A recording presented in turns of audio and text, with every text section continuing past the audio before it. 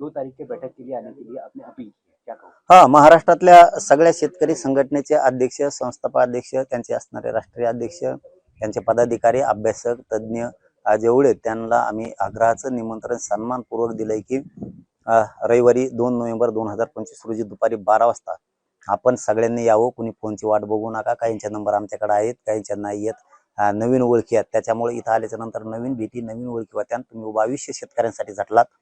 शेवटची लढाई करू आणि शेतकऱ्यांचा विजय मिळवून देऊ.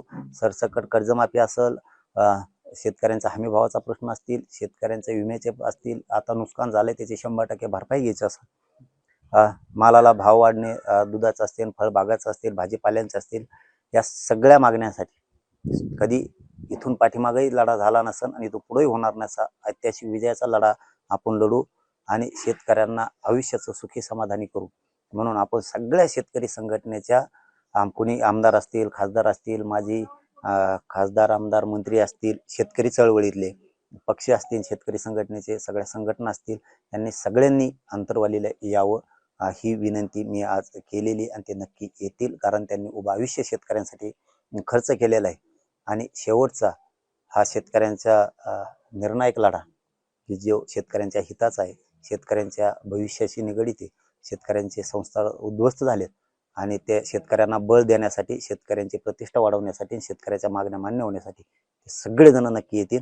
आणि आम्ही हाच निरोप, हाच फोन सन्मानपूर्वक सगळ्या शेतकरी संघटनेच्या नेत्यांनी समजावा आणि त्यांनी अंतर्वालीत यावं ही सगळ्यांना कळकळीची नम्रपूर्वक विनंती आमची. ये आंदोलन कैसा होगा और इस आंदोलन में कौन कौन शामिल होंगे, रूपरेषा कैसे होंगी? नाही, आता ती रविवारी ठरवणार आहेत आम्ही 2 तारखेला.